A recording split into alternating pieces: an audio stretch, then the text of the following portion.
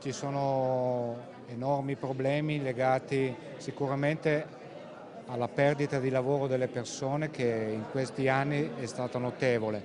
Questo ha alimentato tutta una serie di altre questioni.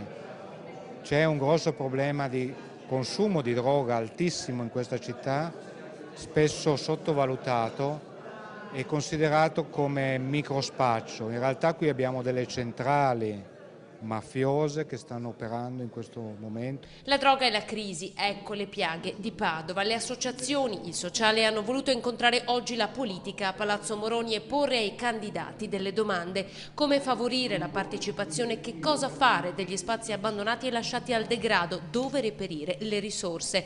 Alla chiamata hanno risposto in 4. Assenti Alberto Salmaso, Massimo Bitonci, Bruno Cesaro. Marco Ferrero era presente per Ivo Rossi.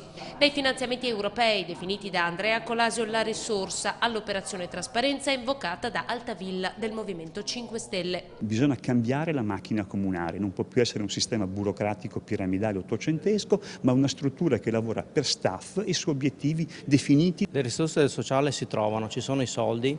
Bisogna tagliare gli sprechi e tutto quello che sono le opere inutili. Francesco Fiore lancia i supermercati anticrisi e gli sportelli per negoziare l'uso degli spazi. Ferrero l'intervento dei privati attraverso le fondazioni di comunità, così come avviene da tempo in Alta Padovana. Non è possibile che buttiamo via la pasta a 3 mesi dalla scadenza. Si vende a metà prezzo e il Comune dà dei ticket alle persone indigenti che offrono ore di servizio per i parchi, per le biblioteche, per le scuole. Non più welfare assistenziale, ma con una vera e propria rendicontazione. Questo significa mettere mano alla macchina, formare gli operatori e chiedere un salto di qualità, ma è indispensabile.